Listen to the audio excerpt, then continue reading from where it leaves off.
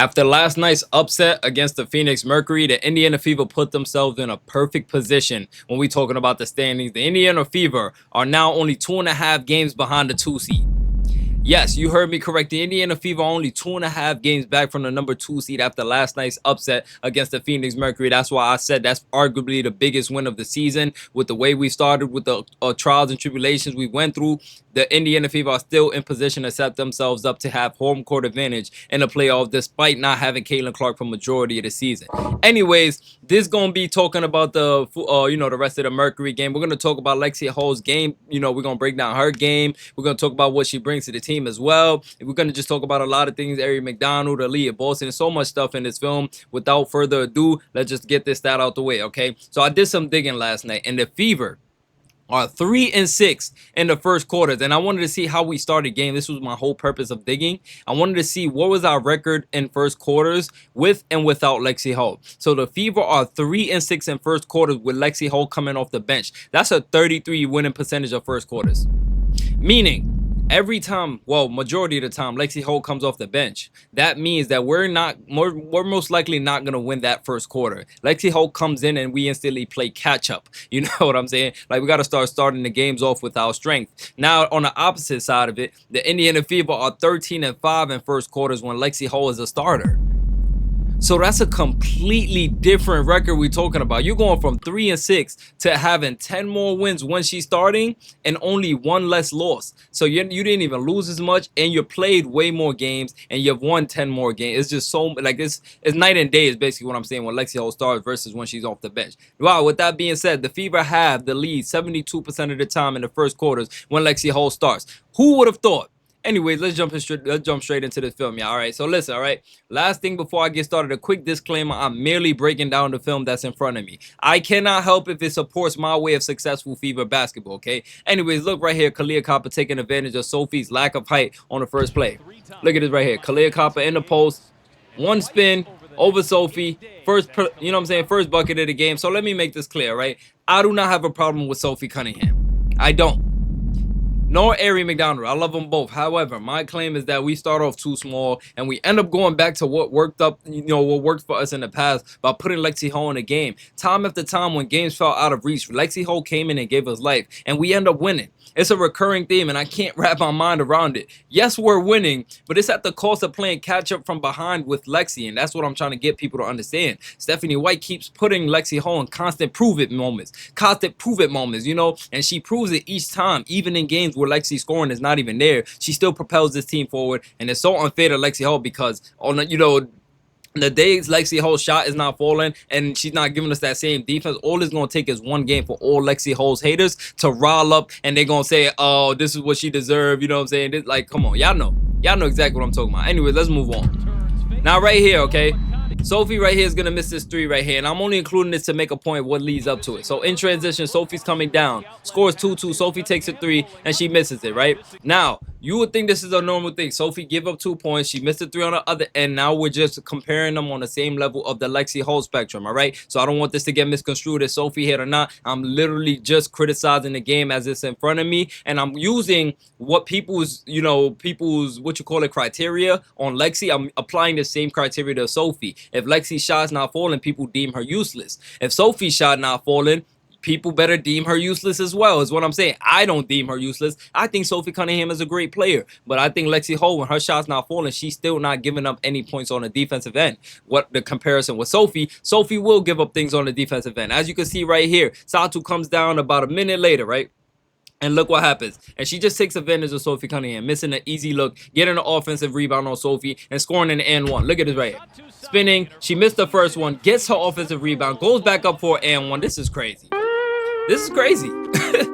And honestly, now listen, okay, to all the Lexie haters, we're at a point right now where you either contradict yourself or you can admit that basketball is not all about scoring. For context, Sophie hasn't scored yet, but she's given up 5 points so far to 2 players you don't want getting hot, Kahleah Copper and Satu Sabally. So I say all of that to say that with Lexie, when her shot's not falling, she doesn't give up easy points, especially offensive rebounds. Once again, I love Sophie, but Lexie Hull's defense will always trump anything offensively that Sophie Cunningham can do, okay? Let's move on. Now, right here, this is not on Sophie Cunningham. She can't control her height. She can't control her minutes, but Stephanie White can. Look right here what Satu and Alyssa Thomas did. Every chance they got, they was picking on her. Satu 6'4", Sophie 6'1". This is going to happen when your coach sets you up, forcing our teammates to help more. You putting us at a disadvantage. And then Sophie couldn't secure the rebound, giving them another possession, which eventually gives Bonner 3 free throws. Look right here. Satu going down on Sophie, spins, goes up, misses. Rebound goes Sophie, and she doesn't even secure it. You know what I'm saying? So it's like, what benefit did we get in the beginning of this game to even hang around? I'm tired of playing catch up. I'm tired of being that comeback team. I want to play a game where we're leading wire to wire, where we're playing to our strength from first quarter to fourth quarter, where we're not experiencing as much anymore. We know what works. We know what doesn't work. We're not in May no more. We're not in June no more. Stephanie White has to get this through her head. It's going to be a longer film breakdown because I put a lot of clips together, okay? Another breakdown on defense right here is a miscommunication, which looks like they're playing man-to-man, but Sophie just leaves a wide open Westbeld for a 3 when KK was nowhere near the shooter. So right here, Alyssa Thomas with the ball, right? You feed at least Alyssa Thomas with the ball. Now right here, Sophie Cunningham is pointing for KK to go. But whole time, Sophie Cunningham is supposed to be there. Now, I don't know if this is Kelsey pointing or Sophie pointing. I think that's Kelsey pointing. But more of the story is Sophie is supposed to be there, recognize the situation. You know what I'm saying? Like right here, Sophie is operating the top, right? Now, they switch it over. Now, Sophie, you see someone's over there, but you don't see no teammate switching over with you. So, you know, off instinct, you're supposed to be like, all right, let me be there for my teammate. But she's not there. KK's all the way damn near by the rim. Now, KK, instead of thinking that she's guarding the corner and Sophie got the top, now KK has to go all the way over there when Sophie could have just picked up the nearest open shooter near her. And now that gives up 3 open shots. You know what I'm saying? And I'm going to be honest with y'all. I don't like blaming Sophie too much for everything, but there's just facts in front of me. This is 10 points of the Mercury's first 16 that was in relation to Sophie Cunningham. You know, and it's unfair to Sophie Cunningham because I have to criticize her mistakes and flaws because of Stephanie White putting her in these tough mismatch positions. I said Sophie Cunningham thrives going against A units. You're putting her, going against B units. You're putting her against A units. Lexie Holt thrives going against A units. But let's talk about this, all right? Now you got Alyssa Thomas in transition attacking guess who? None other than Sophie Cunningham. And honestly, you know, I don't blame Sophie Cunningham right here. But just look at the first quarter meltdown from Sophie Cunningham, especially when her shot's not falling. This is all just the first quarter. I hope we're getting a better idea of why we start out so flat. It's our defense being so horrid that our great offense is meaningless. You know, our offense could be as good as you want. You could score 20 points in the first quarter. If you're giving up 21 points, you didn't really do anything. You can say, yeah, Sophie scored 7 points in the first quarter. Arie scored this. Aaliyah scored that. Kelsey scored that. But guess how much we gave up in return? I don't care how much we score, honestly. I care about how much we play in defense. The scoring is going to come. We got the offensive firepower. We have the best superstars in the league. I'm not worried about offense. What I am concerned about is our defense. You know what I'm saying? And there's another reason why I'm not really pushing on Arie going to the bench because CC is going to come back and we're going to have a double guard lineup anyways. The thing is, a 3-guard lineup is crazy. Sophie Cunningham is a 2 at best. You know, she's nowhere near a 3. Anyways, let's move on. You know what I'm saying? Now, granted, that's Alyssa Thomas, though, in transition. Nobody's stopping Alyssa Thomas. I get that part. But what about the Sophie, you know, giving up 12 of the Mercury's first 18 points? That's an insane ratio. And as a coach, Stephanie White should have been recognized this problem. Let's move on, though, right? Now, I spoke about this in a live watch party, but man, Natasha Howard has been everything for us, especially in this July, starting with the Cup game. She's only had 1 bad game this month. Let's give Natasha Howard some flowers, please, for her contributions this month of July. Amidst the Dewana Bonner drama, Natasha Howard stepped up as a vet and she's shown professionalism as well. Look at Natasha Howard getting the rebound with the left, a tough shot. Come on. Like, that was a disgusting offensive rebound to a left-hand lay off the glass. She kissed it off the glass. Look at this. She's off balance with literally her arm being locked under the defender's arms. She still finishes with her left hand at an awkward angle and kisses it off the glass for 2. Shout out to Natasha Howard. Anyway, let's talk about Lexie Holt finally checking in. And as usual, when Lexie Holt checks in, she makes an immediate impact on the game with Natasha Howard right here. Look at them blitzing Satu. Lexie fighting through the screens of screen. Lexie fighting through and Natasha blitz it. Lexie staying there. You know, Lexie would have probably rolled there, but she's like, it's cool. Aaliyah Boston could have helped because Alyssa Thomas is no threat at the 3-point line. So Lexie most likely knew Aaliyah Boston could help out if Lexie Holt doesn't get down into that defender going downhill. Let's go blitz Satu real quick. 2 of the best defenders. 2 of the best defenders of this team. The 2 best defenders of this team. Lexie Holt and Natasha Howard. Blitzing Satu, and Satu travels. That's great defense.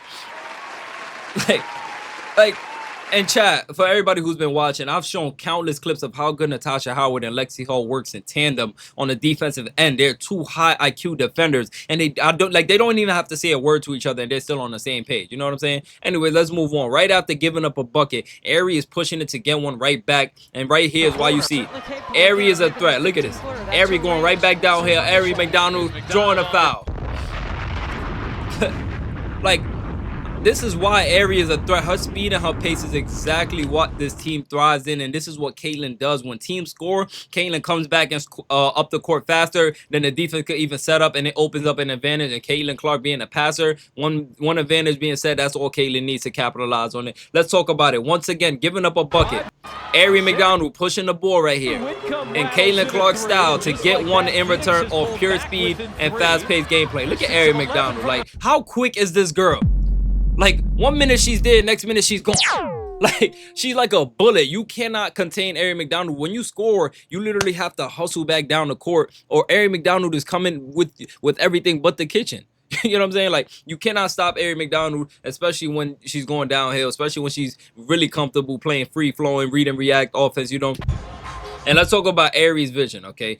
Arie's vision is just a bonus to how well she scores the ball. Arie's vision is literally everything that I love when it comes to additions to Arie scoring the ball. You know what I'm saying? Natasha caught Bonner sleeping right here as she went back door as well. Look at Arie off the DHO. Natasha going back door. Bonner thinking Natasha's still there. So glad Bonner's off this team. Natasha going back door. You see Arie about to throw a bullet, a mean bullet that back door. Finds flash for two. Come on. And now you got Lexie and Natasha once again showing exactly why they're the best duo. Look at this right here.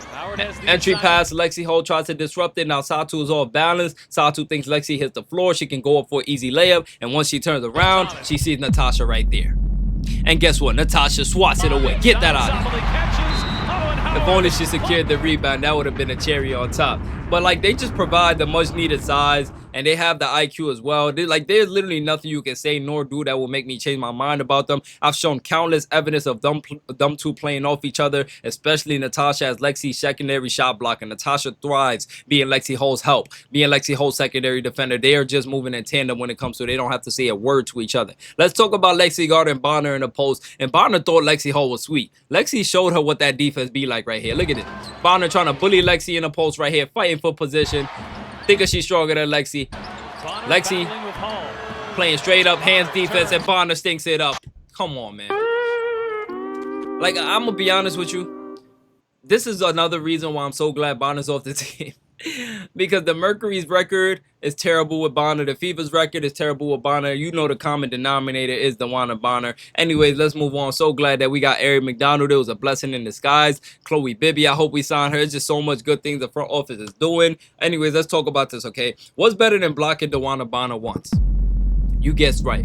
Blocking DeWanna Bonner twice. And right here, Natasha Howard blocks DeWanna Bonner. Get that out of here. Well, I don't know what she thought. I don't know what she thought it was. Blocking her twice, and even better, it being Natasha Howard this time. You know, they literally took turns clamping DeWanna Bonner. I know Lexie and Natasha Howard had a laugh after this game about this play. Alyssa Thomas right here. Let's talk about this. Alyssa was fed up with Bonner's letdowns on offense, Bonner's breakdowns on defense. This clip I'm about to play right here, it tells it all. Pay attention to Alyssa Thomas's reaction to DeWanna Bonner not guarding Dantes on the top, on the pop right here.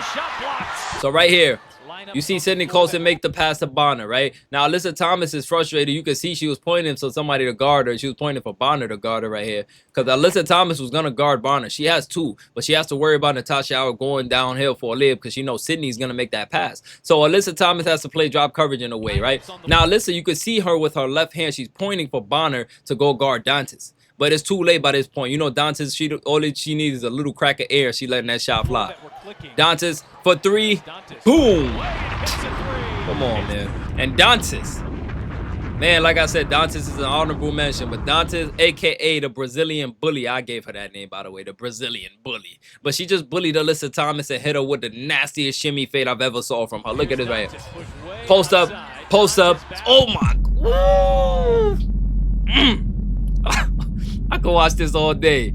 I can watch this all day. By the way, if you wonder why I got my professor suit on, I ain't go to sleep or nothing. I mean, I slept just like this. I stood up all night breaking this film down. Slept with the professor gown on. Now let me stop. But look at this Dantas, man. With the shimmy, left Alyssa Thomas. Bop! Oh my! Look at the separation. Look at the separation. Oh my God, Dantas is nasty. That was a nasty shimmy fade by Dantas right there. And this right here is literally my favorite player tonight. I'm about to explain why. Look at Lexie Ho coming off a pin down from Sophie Cunningham, right? Now Lexie Ho is diving.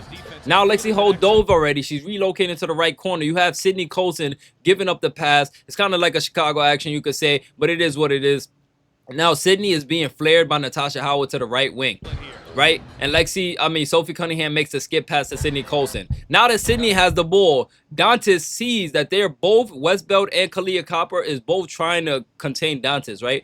Contain Sydney Colson's shot. So they leave Dantas open for the slip. Dantas catches it and goes straight up for two. This is probably the most beautiful play they ran all night.